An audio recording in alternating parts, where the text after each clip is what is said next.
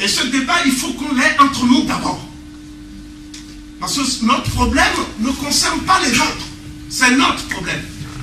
Donc nous avons voulu poser ce problème à l'africaine de la façon la plus claire possible. Et nous allons trancher cette question avec toute l'argumentation ici à l'enjeu.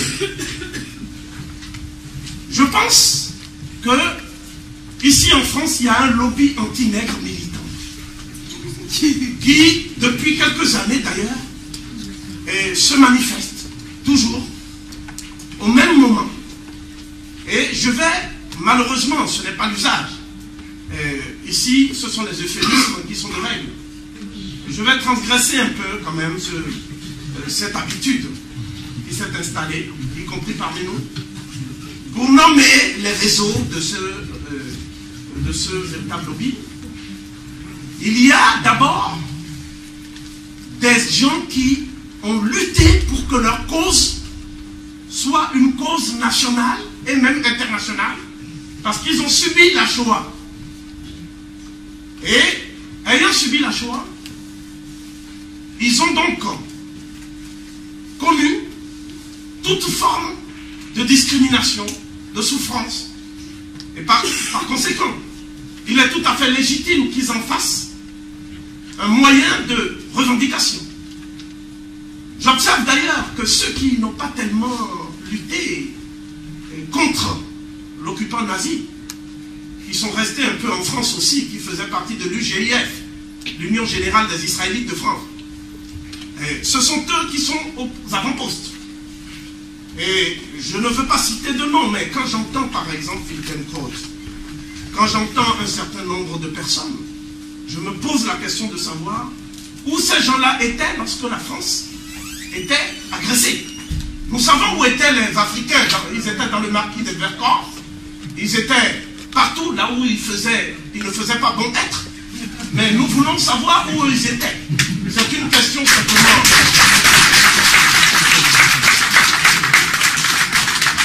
Lorsqu'un historien travaille, il travaille à partir des sources. Donc, on est étonné de voir qu'il n'est question dans la nomenclature des sources présentées par Petre Grenouillot et les autres, il n'est question que d'arguments d'autorité, de témoignages de deuxième main, etc. Et on reste perplexe. Quoi qu'il en soit, il existe des sources qui sont aujourd'hui dissimulées, cachées. D'abord, il y a ce qu'on appelle les carnets de bord des négriers. Vous savez que quand vous prenez les carnets de bord des négriers, quand vous prenez les documents de référence des flibustiers et des négociants, j'en prends un à titre d'illustration qui est le traité du parfait négociant de Savary, qui est un ouvrage qu'on ne connaît plus aujourd'hui. Ils indiquent exactement les exactions qu'ils allaient faire en Afrique.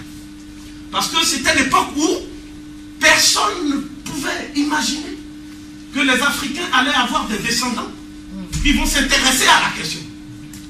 Donc, je vais passer sur le caractère extrêmement scrabeux de certaines exactions pour simplement dire que selon ces négociants, la seule chose qui les a amenés sur les côtes africaines, c'était le souci de prendre des hommes et de les introduire dans un système. Les introduire dans un système. Alors un système par définition, c'est une sorte de totalité signifiante dont toutes les parties s'agencent de manière à ce que le tout permette effectivement de contrôler et de gérer. Ce système en question, puisque l'esclavage ce n'est pas autre chose, la traite ce n'est pas autre chose. Ce système a été mis en place pour la première fois, non pas en 1492 ou après, mais le 22 juin 1444. Donc c'est en 1444 que des compagnies à charte,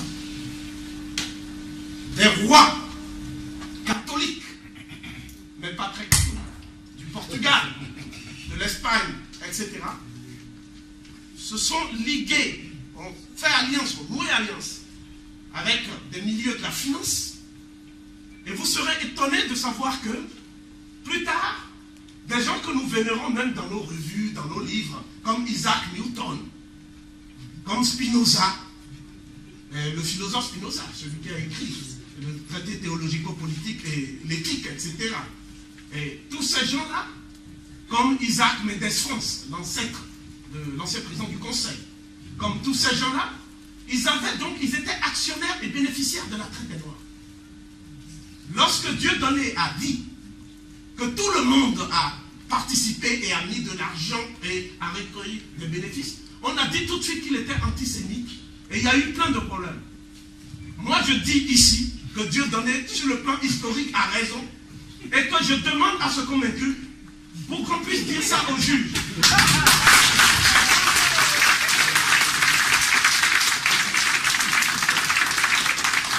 Nous disons que dans ces carnets, notamment le traité du parfait négociant de Savary, ils expliquent exactement le processus par lequel ils accostent en Afrique. Les Arabes vont être chassés en 1492, mais qui étaient arrivés sur la péninsule ibérique en 711. Mais dans leur armée, il n'y avait que des Noirs en fait. Devant, comme Cherakano, eux-mêmes étaient derrière. Et ces Arabes, ils ont appelé ces Noirs-là des morts. C'est pour cela qu'on vous parle de toute une littérature mauresque, etc. Mais qu'on met au compte des Arabes et de leur civilisation. Et nous disons que ces Arabes ont donné à l'Occident qui était complètement à la traîne. Je n'ai pas le temps me fait défaut ici pour présenter le tableau de l'époque. Quoi qu'il en soit, l'empire de Ghana était en avance sur tout l'Occident. Les civilisations du Bénin, Yoruba étaient en avance sur l'Occident. La Chine était en avance sur l'Occident. Mais sans la conquête de ces Noirs et de ces Morts qui étaient détenteurs du legs technologique pris, non pas auprès des civilisations du pourtour de la Méditerranée, c'est encore un autre euphémisme inventé par Brodel, mais les civilisations de la vallée du Nil, n'est-ce pas? Et au nombre de ces legs, on peut en citer trois brièvement. Il y a les techniques de la navigation au long cours. Sans ça, il n'y aurait pas eu circumnavigation des mers. Et jamais Christophe Colomb, par exemple, à qui on avait dit d'aller à New Delhi, mais qui ne savait pas se servir de la boussole et du gouvernail, a atterri ailleurs, et puis il pensait toujours qu'il était en Inde. C'est pour ça qu'il appelait les Indiens. Donc nous disons que, et puisqu'il faut du temps pour maîtriser de telles techniques quand même, et les Arabes leur ont transmis ces techniques. Ensuite, ça a permis de traverser les mers, ce que l'Occident ne pouvait pas faire. Les peuples occidentaux étaient tous prisonniers insulaires chez eux et ne pouvaient pas sortir. Alors même que depuis la reine Hatshepsut en Égypte, la navigation était connue, toute la côte orientale de l'Afrique avait été parcourue, explorée. Nous disons également que si les Arabes n'avaient pas transmis ce que les Égyptiens utilisaient uniquement dans des mystères religieux, à savoir la poudre à canon, les rois portugais, les rois espagnols n'auraient jamais pu avoir cette idée absolument extraordinaire d'en faire une arme de destruction massive. Pas comme en Irak parce qu'il n'y en avait pas. Donc nous disons que les Arabes ont donné ces armes à l'Occident et l'Occident a utilisé ces armes, ce qui lui a permis d'avoir une suprématie technologique et militaire. Ensuite, les Arabes ont permis aux Occidentaux qui mouraient par milliers, faute de soins, de bénéficier du legs de la médecine. Cette médecine qui était connue depuis les civilisations de la vallée du Nil et que ces civilisations ont transmise aux Arabes lorsque les Arabes ont agressé l'Égypte en 639. À partir de 640, la conquête de notre ère. La conquête était déjà achevée. Mais c'est ce processus cumulatif de civilisation qui va permettre ensuite aux populations de la péninsule ibérique de se doter de cette suprématie. Donc l'idée selon laquelle l'Occident, depuis la Grèce antique, aurait affirmé une sorte de white supremacy par le truchement du miracle grec dont plus personne ne parle maintenant, tant c'est devenu un anachronisme dans la recherche, eh bien l'Occident n'avait pas cette suprématie. Elle l'avait perdu, elle persécutait ses savants. Et même, alors que tous les peuples africains avaient une vision claire de l'astronomie, par exemple les Dogons, qui connaissaient déjà le système qu'on va attribuer plus tard en disant la révolution Copernic, à Nicolas de Copernic, ce Polonais. Mais ces populations, pendant 13 siècles, ont vécu sur une vision cosmique juste, c'est-à-dire mesurable, la course des astres, etc. C'est tout ça, l'astronomie, la médecine, la technologie, la suprématie militaire, qui ont rendu possible le premier impérialisme des temps modernes, qu'on appelle l'impérialisme de Charles Quint. Et c'est cet impérialisme qui va trouver son apogée en 1444, lorsque des populations dites berbères, qui s'étaient métissées avec des populations noires pour donner les rameaux de proto-Touareg, ont été tuées à la tâche dans les îles qu'on appelle la Canarie et les îles Canaries aujourd'hui. Ces populations s'appellent les Guanches. Elles ont été décimées par les Portugais au point même qu'on a oublié leur nom. Vous voyez? Personne ne parle des Guanches. Et lorsque les Portugais ont décimé ces populations, les Portugais ont dit, mais que faire maintenant? Et c'est un catholique qui s'appelle Bartholomé de Las Casas, qui va dire plus tard d'ailleurs, mais bien avant lui, il a eu des précurseurs, c'est ça qu'on ne vous dit pas. Et ce qui va dire, mais puisque les nègres végètent là-bas, dans l'idolâtrie et dans la débauche, et que nous avons achevé les Indiens, ça c'est après 1442, pourquoi ne pas aller les chercher? Mais l'idée avait germé déjà chez des négriers portugais, sur indication des rois portugais et du clergé. Donc, je voudrais souligner un point capital ici. N'eût été la justification théologique de l'Église catholique, n'est-ce pas? Et on n'aurait pas pu perpétrer ces exactions. C'est vrai que certains représentants de cette Église ont cru devoir demander pardon à Gorée, comme s'il suffisait de demander pardon pour laver le crime. Mais d'autres, comme les Arabes, n'ont jamais demandé quoi que ce soit. Et continuent sur nos yeux l'esclavage. Donc, cela veut dire que lorsque nous lisons les textes des négriers, notamment Zouara et Anesh, lorsque nous lisons Esmeralda de Situ Orbis, de Joao, de Duarte Pacheco, etc., Pereira, c'est une traduction de Raymond Moni, d'ailleurs l'africaniste, en français, ça existe toujours, même si le livre, on ne fait pas de publicité. Pourquoi ne fait-on pas de publicité? Parce que c'est dans ces livres que les négriers expliquent comment, pour s'amuser, ils jetaient des noirs aux requins, en demandant aux requins s'ils ont faim, etc. Pour s'amuser, je dis bien. On arrache les négrillons des seins de la femme noire et on jette le négrillon devant la mer, etc. Il y a eu tous ces crimes. La question que je me pose est simple. Pourquoi aujourd'hui l'Occident ne sort pas ces documents? Il faut sortir ces documents. Tous ces documents sont cachés. Je les appelle les carnets de bord des négriers. Donc il faut verser ces documents au dossier maintenant, puisque nous on a vendu. Donc si on a vendu, nous on veut bien qu'on instruise notre procès. Mais il ne faut pas que ce soit un procès à charge. Il faut que ce soit un procès juste. Qu'on sorte ces documents, on va discuter. Personne n'a le courage intellectuel et moral de sortir ces documents. On sort des thèses pseudo-scientifiques pour tromper les gens, égarer les gens. Mais Peter Donouyo est incompétent. Il ne peut pas soutenir le débat technique, même de niveau élémentaire. Donc,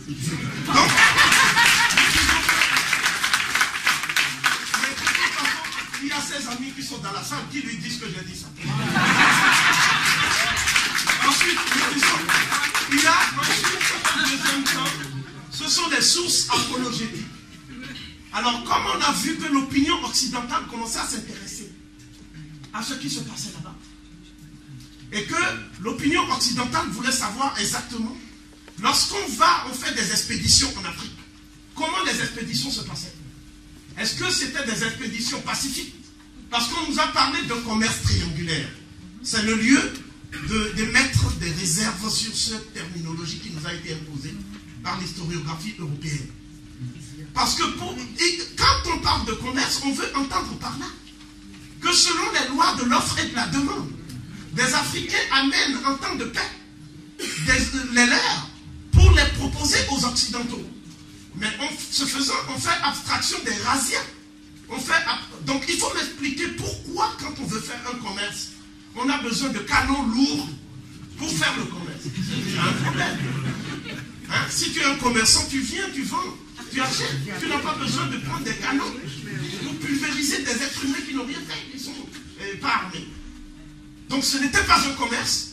Donc il faudrait qu'on en finisse avec des concepts confusionnistes. Et donc c'était des razzias. Et j'ai également les textes qui datent pour la plupart de 1452, le premier texte en tout cas, et qui disent comment nous allons expliquer aux nôtres une fois là-bas, puisque nous disons que c'est au nom de l'amour, de la charité chrétienne, hein, et au-delà de la solidarité que nous allons là-bas. Donc l'opinion européenne s'inquiète et demande ce qui se passe là-bas, dans ce que quelqu'un, Conrad, a appelé le continent des ténèbres. Qu'est-ce qui se passe exactement là? Et c'est à ce moment-là qu'ils ont commencé à inventer les arguments que nous-mêmes reprenons aujourd'hui. Donc je vais citer juste un texte, et ce texte s'appelle « De la nécessité de vendre le commerce des nègres aux catholiques français ». D'accord? 1452. Et ce texte-là, qui est dû à Dupuis, il dit ceci: si on nous pose la question de savoir comment ça se passe là-bas, ce commerce, nous allons d'abord expliquer que les populations qui sont là-bas sont dans un état de guerre perpétuelle. Donc la guerre de tous contre tous. C'est pour apporter la paix et la quiétude que nous allons là-bas pour civiliser ces gens et les empêcher de faire la guerre. Donc nous sommes une force d'interposition. Je prendrai donc des termes extrêmement contemporains. Une force d'ingérence humanitaire pour mettre un peu de civilisation là où il y a la sauvagerie. Donc comment quelqu'un, un Français de bonne foi, en lisant cela, ne peut-il pas dire, bon, finalement c'est une œuvre de paix. Deuxièmement, on dit, mais ils ont de l'or, ils ont l'or. Les rois du Ghana là, ils ont l'or. Le roi s'assoit sur l'or. Sa coiffure c'est de l'or. Tout c'est de l'or. Mais il ne sait pas la valeur de ça. Donc nous voulons lui prendre juste l'or. Mais il résiste. En disant que c'est le trône de son ancêtre. Il ne veut pas céder. À ce moment-là, nous sommes obligés de prendre l'or parce qu'il y a des miséreux et des pauvres en Europe. Et nous avons besoin de cet or pour introduire ça dans le circuit commercial afin que cet or serve à quelque chose. Puis qu'avec les nègres, ça ne sert à rien. Ils vont s'asseoir et se vautrent dessus. Et avec toutes leurs femmes qui ici sont polygames autour. Donc, nous disons que c'est l'argument de l'or. C'est-à-dire, ce sont des gens qui ne savent pas la valeur de ce qu'ils ont. Donc, on va leur montrer la valeur. Le troisième argument, c'est l'argument selon lequel les Noirs, ils menacent les Européens qui s'approchent d'eux de les manger. Donc, j'appelle ça l'argument anthropophage. Donc, s'il y a des êtres humains sur cette terre qui continuent à en manger d'autres, l'Église ne peut pas rester sans rien faire. Il faut quand même empêcher ces gens-là de se manger. En plus, ce n'est pas pour nous. Bien sûr, il leur arrive de manger de temps en temps des Blancs, mais pour l'essentiel, ce sont des Noirs comme eux qui mangent. Donc, nous sommes là pour lutter contre l'anthropophagie.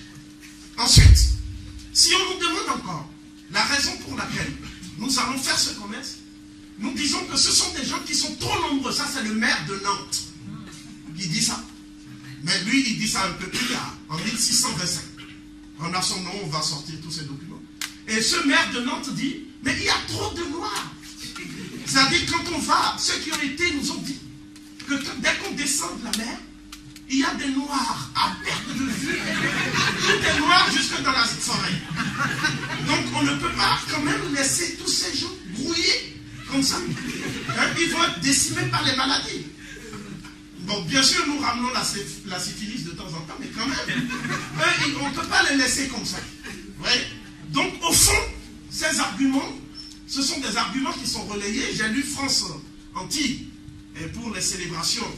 Et j'ai vu Madame Fallope, qui effectivement a écrit, parce qu'elle a enseigné en Côte d'Ivoire, etc., qui a fait un papier sur la responsabilité des Africains. Et dans ce papier que peut-être certains ont lu, elle reprend certains arguments. Elle dit, les négriers étaient partis là-bas uniquement pour aller chercher de l'or. Ce sont les Africains qui les ont empêchés de prendre de l'or, parce que les Africains ne voulaient pas qu'il y ait un regard extérieur voir comment ils se vendaient entre eux. Donc le problème qui est là, c'est que les sources apologétiques nous apportent un éclairage sur ce que moi j'appelle la transmutation des sources. C'est-à-dire un renversement, si vous voulez, de l'information scientifique. Parce qu'on est parti d'un détail, d'un récit cru des exactions des négriers à ce qu'on appelle une littérature romancée, apologétique, à l'usage des Européens de l'extérieur, en particulier des catholiques du commun. Je voudrais qu'on mette la suite du plan, et donc je suis obligé de faire une conférence au pas de charge, puisqu'il y a d'autres personnes qui vont suivre. Cependant, je voudrais insister sur... Je voudrais insister sur certaines notions que nous utilisons sans savoir vraiment leur portée, en fait. Et en particulier les notions d'esclavage et de traite. Bon, qu'est-ce que l'esclavage? En fait, l'esclavage, c'est une institution nomade, c'est-à-dire orientale et européenne. Pour qu'il y ait esclavage, il faut, je définis maintenant l'esclavage clairement, ce que les autres ne font pas toujours. C'est un système qui autorise la réduction de l'être humain à l'état de bien cheptel. Donc c'est comme un bétail. Et cet homme-là, on va l'utiliser, on peut le vendre, on peut le tuer à tout moment, son maître peut le faire, parce que ce sont les lois même de la cité, c'est-à-dire les us et coutumes qui l'autorisent. Cela n'est concevable que dans le nomadisme, parce que dans une société de type patriarcal, comme vous l'imaginez, il y a le pater, etc., le père de famille qui est Dieu Tout-Puissant, qui lui a droit de vie et de mort sur sa femme. Et en même temps, il faut qu'il aille faire des loisirs. C'est ce mot loisir qui va donner plus tard l'école, schooling, loisirs, en Occident, n'est-ce pas? C'est l'étymologie. Donc, il faut qu'il fasse des loisirs.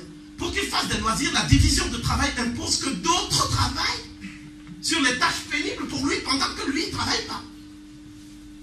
Ça veut dire que même le bétail était traité d'une façon qu'on ne trouve jamais dans les textes de l'Afrique. Je veux dire par là que les civilisations sédentaires, les premières, la civilisation qui a fleuri dans la vallée du Nil, toujours autour des fleuves d'ailleurs, des points d'eau. Les civilisations nomades, ce sont des civilisations qui vivent dans un espace désertique ou semi-désertique, en général. Mais les civilisations sédentaires, c'est sur les points d'eau, autour de la cristallisation des points d'eau. La vallée du Nil, pour la civilisation dite égypto-nubienne à notre époque, la première, donc, dans l'histoire de l'humanité. La civilisation de la vallée de l'Indus en Inde, c'est une vallée encore, vous voyez bien. Et là encore, ce sont des Noirs qu'on appelle les Dravidiens, n'est-ce pas, qui ont créé la civilisation de Mohenjo-Daro et d'Harappa, je passe. La civilisation de Sumer, dans la vallée du Tigre et de l'Euphrate, encore une vallée. Cette civilisation sumérienne qui est classée par l'héritage même biblique